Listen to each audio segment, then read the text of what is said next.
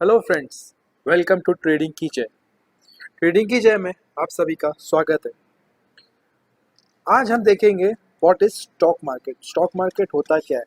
हर बार आपने सुना होगा शेयर मार्केट, स्टॉक मार्केट, लेकिन मैं आपको बताऊंगा कि स्टॉक मार्केट होता क्या है।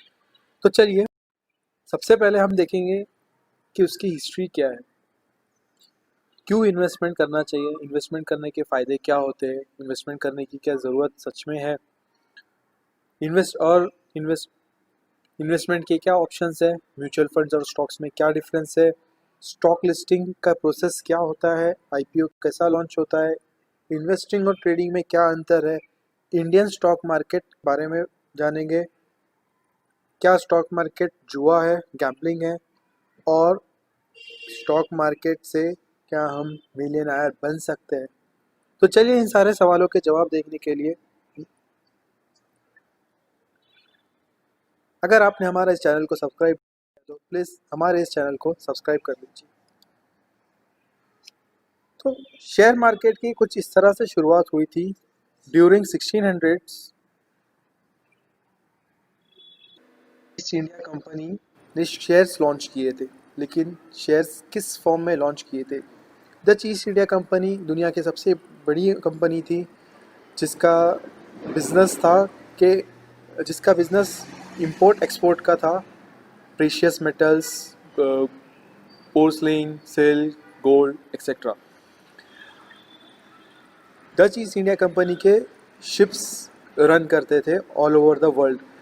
अब इस बिज़नेस को हैंडल करने के लिए, जैसे जैसे बिज़नेस ग्रो हो रहा था, हैंडल करने के लिए डच ईस्ट इंडिया कंपनी को फंड्स की रिक्वायरमेंट थी।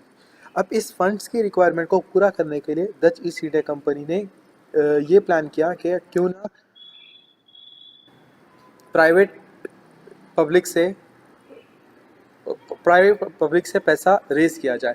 तो प्राइवेट पब्लिक से पैसा रेज करने के लिए उन्होंने क्या किया, प्राइवेट पीपल्स को, लोकल सिटीजन्स जो थे उन लोग को ऑफर किया कि वो उनकी कंपनी में हिस्सा ले सकते हैं कुछ पार्ट का।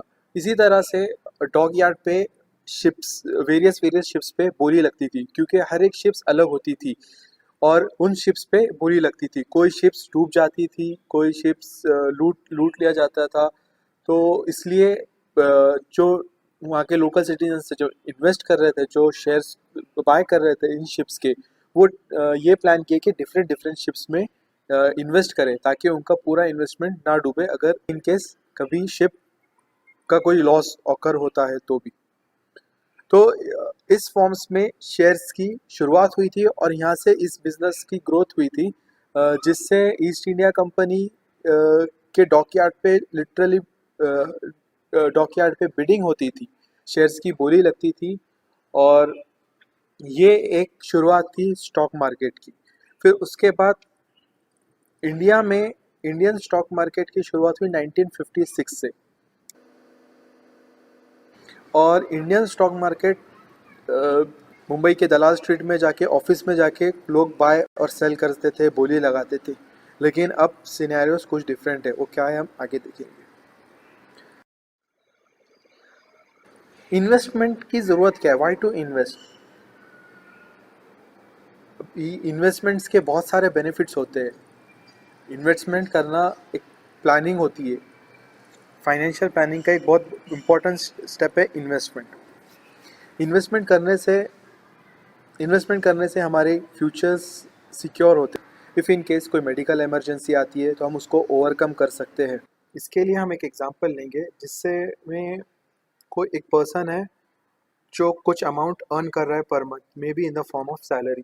सपोज वो 50,000 पर मंथ अर्न कर रहा है। अगर वो 50,000 पर मंथ अर्न कर रहा है और वो 50,000 पूरा स्पेंड कर दे रहा है, तो उसके कुछ उसको आगे चल के, सपोज अगर कुछ उसकी मेडिकल इमरजेंसी आती है या कोई भी उसकी नीड्स होती है, तो उस टाइम पे उसको डिफ़िकल्टीज फेस करना होगा। अगर वही पर्सन कुछ अमाउंट उसका पर मंथ सेव कर रहा है, suppose 5,000, 10,000, 20,000, what ever it may be, अगर वो सेव कर रहा है, तो उस अमाउंट को वो over the period of time, जब उसको नीड हो, रिक्वायरमेंट हो, तो वो यूज़ कर सकता है। अब ये अमाउंट उसको मेडिकल इमरजेंसी के लिए यूज़फुल होगा, मे बी उसके चाइल्ड्स एजुकेशन के लिए यूज़ होगा, या फिर कुछ उसके फ्यूचर प्लान्स है, उसके लिए यूज होगा, या इट कैन बी एनीथिंग। इस एग्जांपल को और ब्रॉड करते हैं अपन। अगर कोई पर्सन, अगर वो 50,000 में से 20,000 पर मंथ सेव करता है और उसको इन्वेस्ट करता है, तो उसका ग्रोथ 1.7 करोड़ हो जाएगा 20 ईयर्स के बाद। अगर वो नॉर्मल इन्वेस्टमेंट्स कर रहा है, normal investments in the sense saving, bank में सेविंग है या एफडी है, जिसका रिटर्न 4 to 6% के अराउंड है। ठीक है।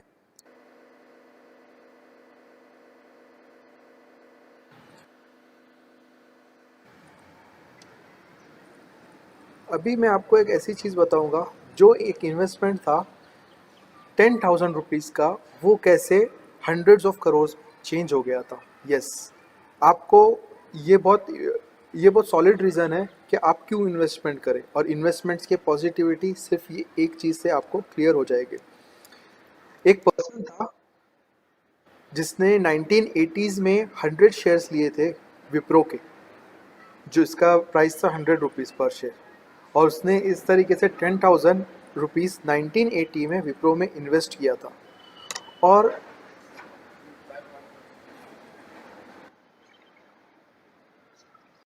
Over the period of 30 years 2010 में उसके 100 शेयर्स 96 लाख शेयर्स में कन्वर्ट हो गए।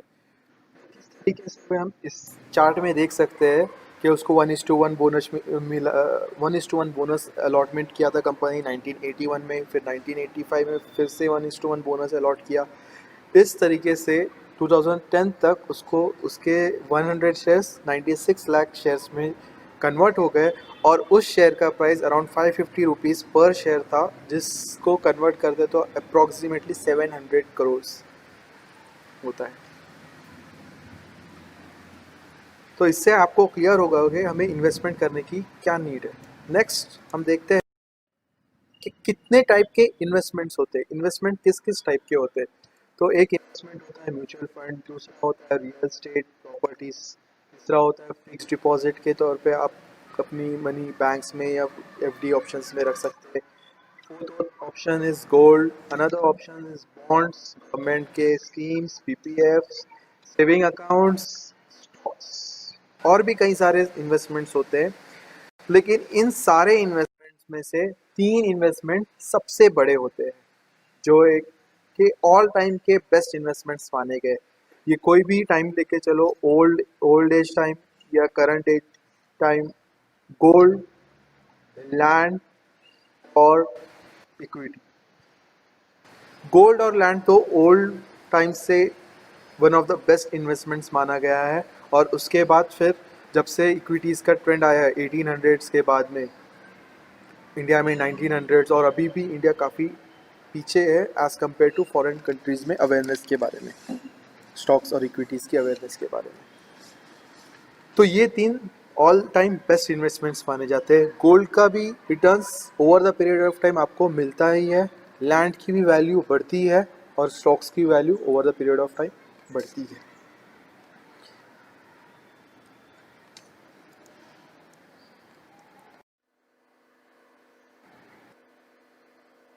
नेक्स्ट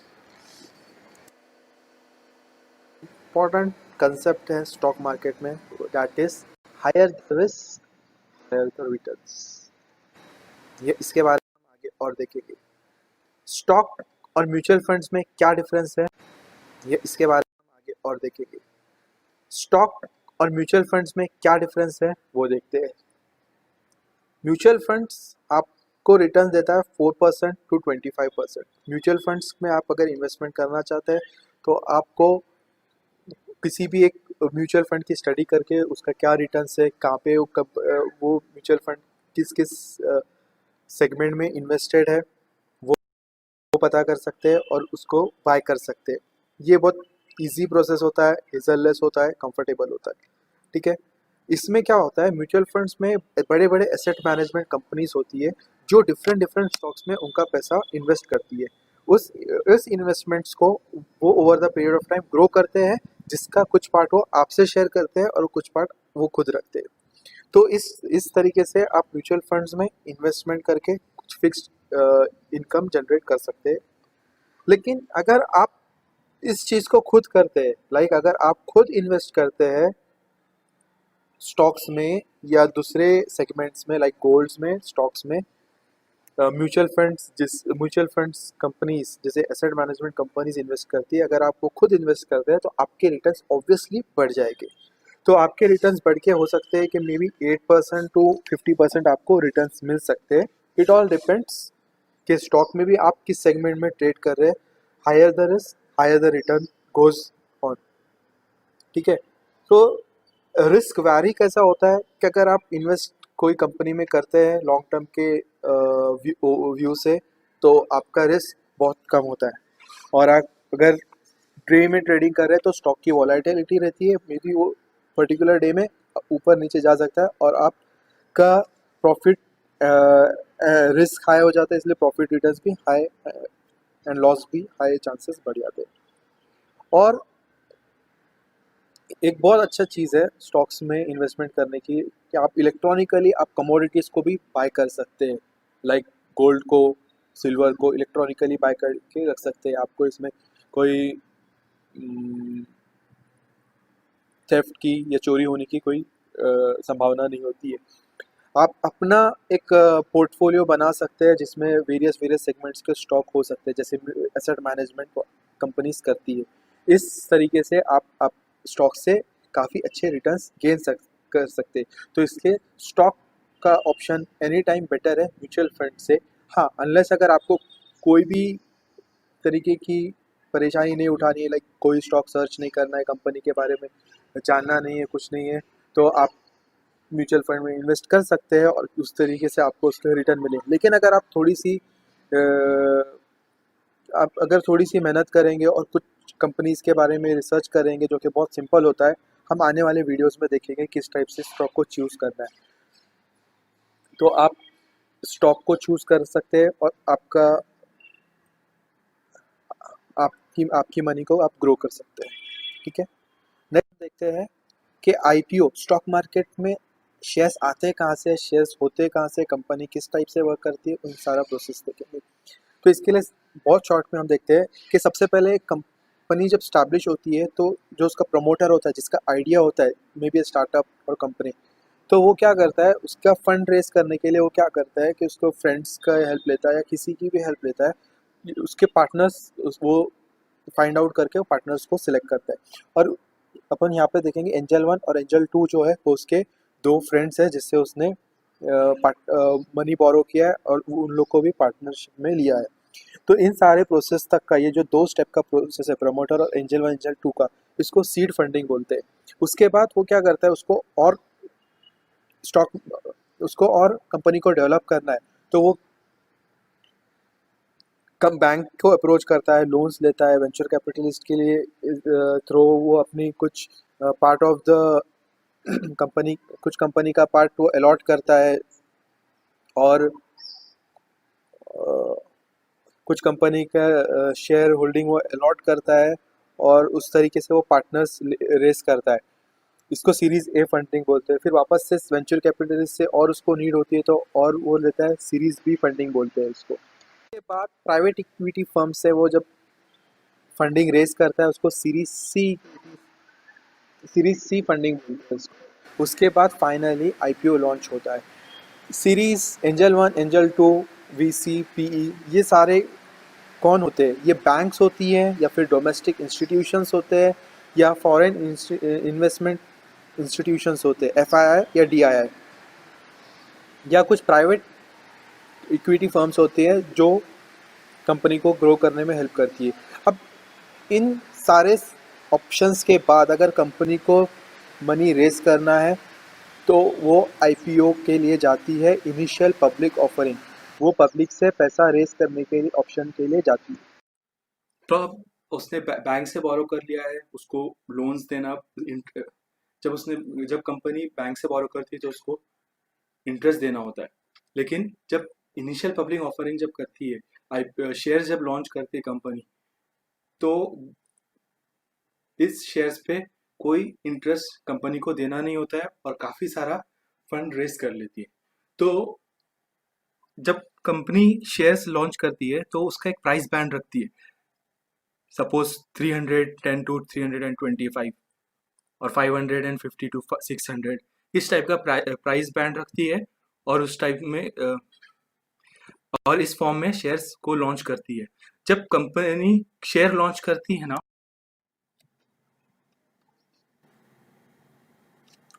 तो इसमें देख सकते हैं कि आप आईपीओ का जो प्रोसेस है अभी हमने जो देखा था वही है, और उसको और थोड़ा डिटेल में देखना है कि किसका कितना परसेंटेज होता है। प्रमोटर 40% उसने खुद ने रखा है, 5% उसने एंजल 1 को दिया है, 5% एंजल 2 को दिया है। सीरीज ए फंडिंग में 14% का उसने अलॉटमेंट किया, फिर सीरीज बी में 5% का स्टेक और सेल किया।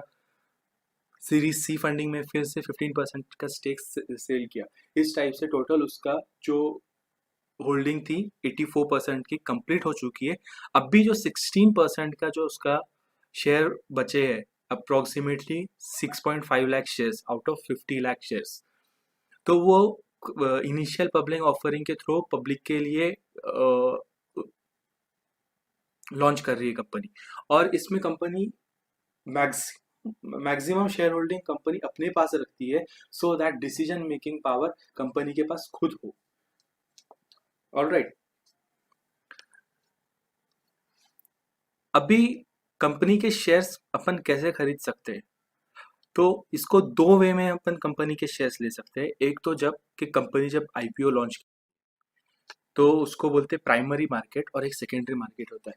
जब कंपनी से हम डायरेक्ट शेयर ले रहे हैं तो उसको आईपीओ बोलते हैं। कंपनी से डायरेक्ट शेयर कैसे ले सकते हैं? कंपनी क्या करती है, पहले लॉन्च करती है आईपीओ। आईपीओ लॉन्च करने के लिए वो एक डेट बताती है कि इस सर्टन सर्टन पीरियड में कंपनी आईपीओ लॉन्च करने से पहले अनाउंस करती है कि हम सर्टन सर्टन डेट पे इस प्राइस रेंज में हमारे शेयर्स ऑफर कर रहे हैं। ओके, तो जैसे example IRCTC, D mart IPO, ये कुछ रिसेंट आईपीओ है जो कि बहुत हिट गए थे। तो इन्होंने क्या किया था, अनाउंस किया था, अनाउंस किया था कि हम इस प्राइस बैंड के रेंज में 620 टू 640 और 650 टू 6 700, 320 टू 350, ये सब प्राइस रेंज डिसाइड करती है कंपनी, और नंबर ऑफ शेयर्स डिसाइड करती है कितने शेयर्स अलॉट कर रही है। उसके लिए फिर टाइम होता है, कुछ सर्टेन टाइम होता है। तो कंपनी इस टाइप से शेयर्स को अलॉट करती है, और उसके बाद इस वे में कंपनी जब आईपीओ लॉन्च करती है तो पब्लिक अपने डीमैट अकाउंट के थ्रू इस आईपीओ को अप्लाई कर सकती है। ये आईपीओ जो होता है वो लॉटरी बेस्ड होता है। मतलब ये अगर आपने अप्लाई किया तो ज़रूरी नहीं आपको मिलेगा। इसकी लॉटरी सिस्टम होता है, जैसे कि आईआरसीटीसी का आईपीओ एंड डीमार्ट आईपीओ, ये सारे आईपीओ 11.117 टाइम्स, ये सारे आईपीओ 100 टाइम्स के ऊपर सब्सक्राइब हो गए थे। मतलब 1 लाख शेयर के लिए, एक शेयर के लिए 100 लोग अप्लाई कर रहे हैं, मोर देन 100 पीपल अप्लाई कर रहे हैं। तो इसलिए आपके जो प्रोबेबिलिटी होती है अलॉट होने की वो टफ हो जाती है। लेकिन ये तो हो गया फर्स्ट सिनेरियो। सेकंड सिनेरियो, अगर ऑलरेडी कंपनी लिस्टेड है, या अगर कोई कंपनी जिसमें आपको इन्वेस्ट करना है और उसका आईपीओ ऑलरेडी लिस्टेड, अगर कोई कंपनी में आपको इन्वेस्ट करना है और उसका आईपीओ लॉन्च हुए कई कई टाइम हो गया और अभी वो कंपनी ग्रो कर रही है, तो उस टाइप की कंपनी को आप बाय कर सकते हैं स्टॉक मार्केट के थ्रू, जो जिसको हम सेकेंडरी मार्केट बोलते हैं।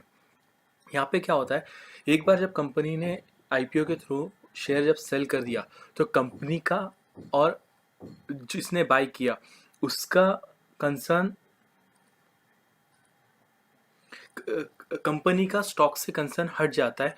बाद में जो उसको परचेस करते हैं वो उसके ओनर्स बन जाते हैं। फिर वो ओनर्स और अदर पीपल्स बाय सेल करते करते हैं।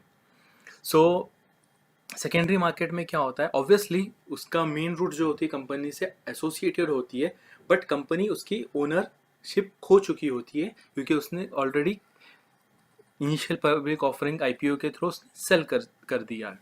ठीक है, तो सेकेंडरी मार्केट में आप उसको जाके बाय कर सकते हैं डीमैट अकाउंट ओपन करके आप उस कंपनी के स्टॉक्स को परचेस कर सकते हैं। तो ये था सेकेंडरी मार्केट और प्राइमरी मार्केट। प्राइमरी मार्केट में आप डायरेक्ट कंपनी से बाय करते हैं, सेकेंडरी मार्केट में आप ऑलरेडी किसी ने ले रखा है उससे आप बाय कर रहे हैं। ठीक है, नेक्स्ट चीज़ हम देखेंगे कि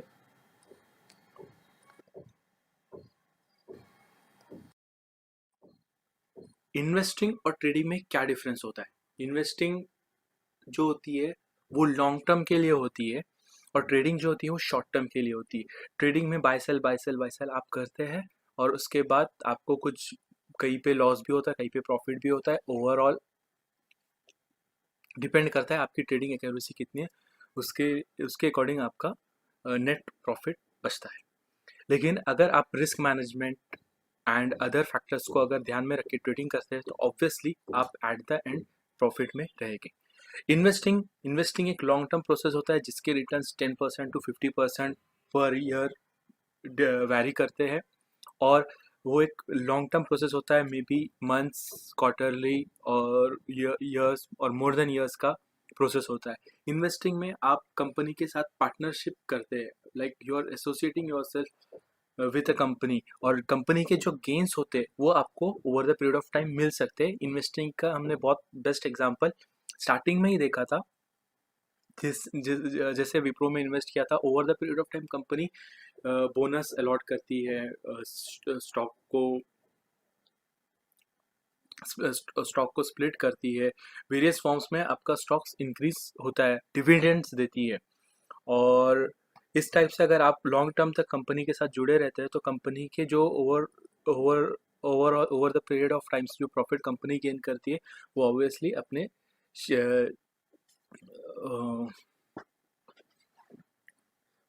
अपने शेयर होल्डर्स के साथ शेयर करती है।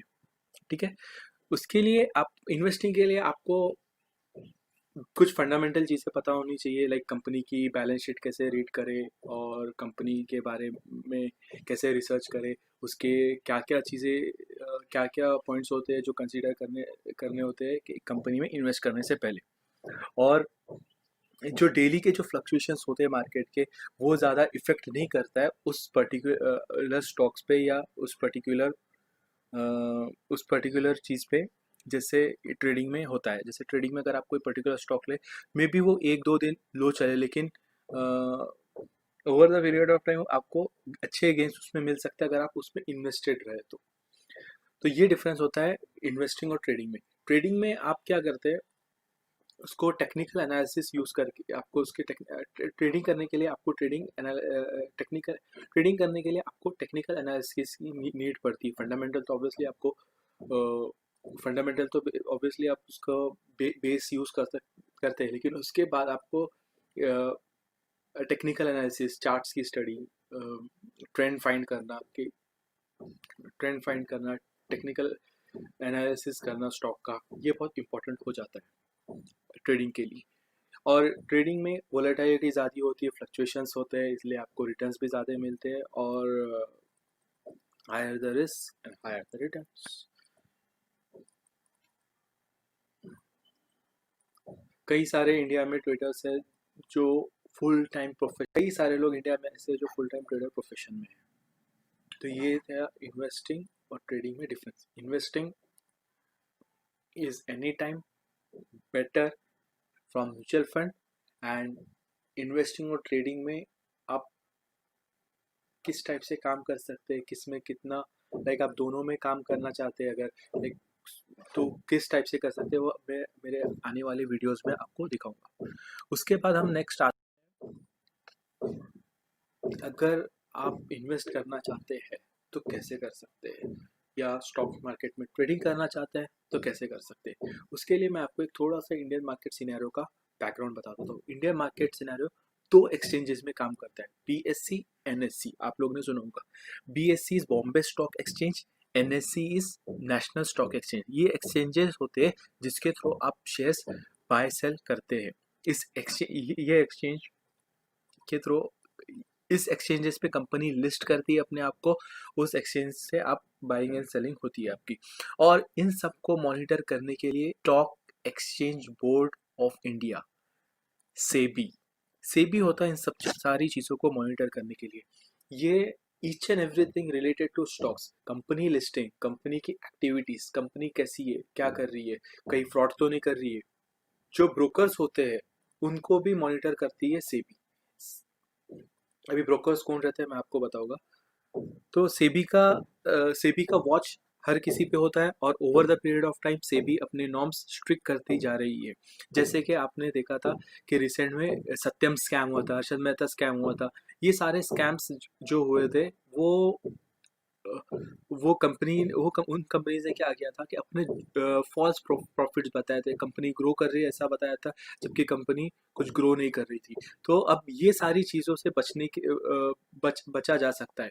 तो जिसके मन में ये क्वेश्चन था कि यार हम पैसा जब अगर लगाते हैं तो ये यहाँ पे पैसा लगाना सेफ है या नहीं, कहीं हमारा पैसा पूरा डूब तो नहीं जाए, तो मैं उनको बता दूं कि वो आग बंद करके पैसा लगा सकते हैं बिना किसी प्रॉब्लम के। अगर कुछ होता है तो सेबी होती है। नेक्स्ट थिंग जो मैं आपको बताऊंगा अभी, ब्रोकर।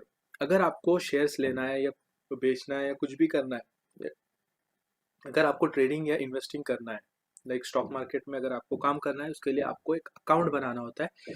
उसके लिए आपको 3 अकाउंट की ज़रूरत पड़ती है। एक तो आपका बैंक अकाउंट जो आपके मॉनेटरी ट्रांजैक्शंस के लिए रिस्पॉन्सिबल होता है। नेक्स्ट इज ट्रेडिंग अकाउंट जो बाय एंड सेल के लिए रिस्पॉन्सिबल होता है। Third is demat account. Demat account में आपके शेयर्स की होल्डिंग होती है। तो इन सारे अकाउंट्स के लिए आपको एक डीमैट अकाउंट अगर आप ओपन करते हैं तो उसके साथ बाय डिफॉल्ट ट्रेडिंग अकाउंट आता है, अलग अलग से ओपन करने की ज़रूरत नहीं होती है। तो अगर आप डीमैट अकाउंट ओपन करते हैं तो बाय डिफॉल्ट आपको ट्रेडिंग अकाउंट मिल जाता है। उसके बाद आप उस अकाउंट के थ्रू आप बाइंग एंड सेलिंग शेयर्स ही कर सकते हैं, उसमें इन्वेस्ट कर सकते हैं या ट्रेडिंग कर सकते हैं। ठीक है। तो इस अकाउंट को ओपन करने के लिए आपको किसी भी ब्रोकर के थ्रू ओपन करना होता है। आपको अगर अकाउंट ओपन करना है तो नीचे डिस्क्रिप्शन में मैंने लिंक दिए हुए, उसको क्लिक करके आप आपका अकाउंट 5 to 10 मिनट्स में ओपन कर सकते हैं। तो अभी आपको क्लियर हो गया एनएससी बीएससी क्या होता है। एनएससी बीएससी एक्सचेंजेस होते हैं जहाँ पे जहाँ पे कंपनीज अपने आप को लिस्ट करती है। उसके बाद सेबी एक होते हैं जो एनएससी बीएससी और वेरियस ब्रोकर्स जो अवेलेबल है मार्केट में उनको मॉनिटर करती है। कुछ फर्म्स होती है जो आपको एडवाइस करती है कि कौन सा स्टॉक में इन्वेस्ट करना चाहिए, कौन सा स्टॉक में नहीं इन्वेस्ट करना चाहिए। तो ये भी सेबी रजिस्टर्ड एडवाइजर्स होते हैं, इनको भी मॉनिटर करती है सेबी। तो SEBI has a track record of everyone associated with them। और अगर आपके कुछ क्वेरीज होंगी स्टॉक मार्केट से रिलेटेड, आप उसको कमेंट बॉक्स में डाल सकते हैं, मैं उसको नेक्स्ट अपने सेशंस में आंसर करने की कोशिश करूंगा। और अभी अपन देख, क्या स्टॉक मार्केट गैम्बलिंग है? इसका हम आंसर यस है या नो है। मैं बोलूँगा इसका आंसर दोनों है। अगर आपको स्टॉक मार्केट के बारे में नॉलेज नहीं है, इंफॉर्मेशन नहीं है, आप ब्लाइंड ट्रेड कर रहे हो, तो आप गैम्बलिंग कर रहे हो। मैं कई सारे मेरे क्लाइंट्स को देखता हूँ कि वो बोलते हैं कि सर हमने खेला, आज ये खेला, आज वो खेला। भाई, वो लोग ट्रेड लेते हैं, ट्रेड करते हैं, बाय करते हैं, सेल करते हैं। पता नहीं वो क्यों बोलते हैं कि खेला, क्यों कि उनके बैक ऑफ द माइंड ये साइकोलॉजी होती है कि इट्स अ गेम और जुआ टाइप है, और वो पैसे उसमें लगा रहे। और दूसरा एक टर्म में देखता हूँ कि हारा जीता, ये भी यूज़ करते हैं स्टॉक मार्केट में प्रॉफिट्स और लॉस की जगह। तो ये एक मिसकंसेप्शंस बोल सकते हैं या फिर लैक ऑफ नॉलेज बोल सकते हैं इसके लिए। अगर विदाउट स्टडी कर रहे हैं तो ऑब्वियसली खेला, हारा, जीता, गेम, ये सारे वर्ड्स परफेक्ट बैठते हैं। लेकिन अगर आप प्रॉपर कंपनी की स्टडी करते हैं, एनालाइज करते हैं और फिर उसमें इन्वेस्ट करते हैं, तो वर्ड्स आपके आएंगे कि स्टॉक मार्केट गैम्बलिंग नहीं है। प्रॉफिट्स, लॉस, अर्निंग, ग्रोथ, ये चीज़ें एसोसिएटेड होंगी। तो स्टॉक मार्केट गैम्बलिंग है, इसका आंसर यस भी हो सकता है, नो भी हो सकता है। अगर आप स्टडी कर रहे हो, प्रॉपर एनालिसिस कर रहे हो, तो आप गैम्बलिंग नहीं कर रहे हो। और अगर आप बस तुक्का लगा रहे हैं, मतलब आप प्योर प्योर जुआ खेल रहे हैं, गैम्बलिंग कर रहे हैं। नेक्स्ट, क्या आप मिलियनायर बन सकते हैं? क्या आप मिलियनायर बन सकते हैं? इसका जवाब ऑब्वियसली यस है। और हमने स्टार्टिंग में ही देख लिया था कि आप मिलियनायर कैसे बन सकते हैं। और डिटेल्स और अच्छे वीडियोस मैं आपको पोस्ट करता रहूँगा। आप मेरे चैनल को प्लीज़ सब्सक्राइब करिए, लाइक करिए और अपने फ्रेंड्स के साथ शेयर करिए।